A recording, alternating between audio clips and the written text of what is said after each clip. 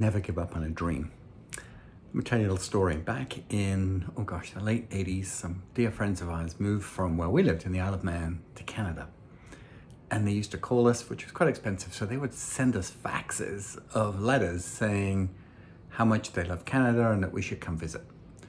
And when our first daughter was born, Gemma, in 1993, in the October, so when she was a few months old with a free ticket, we came to Canada. We stayed for a month, we did Thanksgiving, and we went through the Rockies and the fall colors, and we really did love it. Anyway, in 98, when our third daughter was born, we thought we'd come again, and we came again a little bit earlier in the year and experienced the most incredible summer here in Canada. And it's one of those funny things.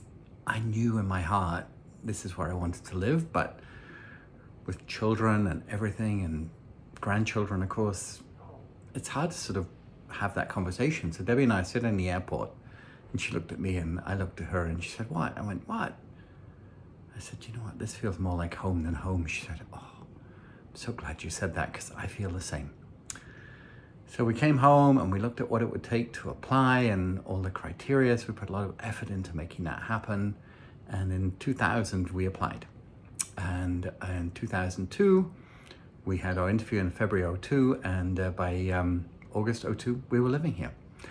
And so almost 20 years from when we almost 10 years, I should say, from when we first came to Canada to arriving here. And now 20 years later, today we became Canadian citizens. Could we have done that sooner? Absolutely. Should we have done that sooner? Of course. But life happens, right? But it is never too late. And today is our day that we officially became Canadian citizens, like via Zoom, with 131 other people from 31 different countries. Very, very cool. So my message to you today is never give up on a dream. If you feel something in your heart, in your gut that you feel is just right, go for it with all your heart. And if it takes 10, 20, 30 years, it's still worth doing. So my friends, I am no longer a permanent resident of Canada. I am a dual citizen of Canada and the Isle of Man, which I'm very excited to be able to do. And in a few weeks, we'll get our Canadian passports. We can go travel again. But today I'm just celebrating in the midst of a, probably here, awful rainstorm, whatever, Pacific Northwest weather. By the weekend, it's going to be 30 degrees.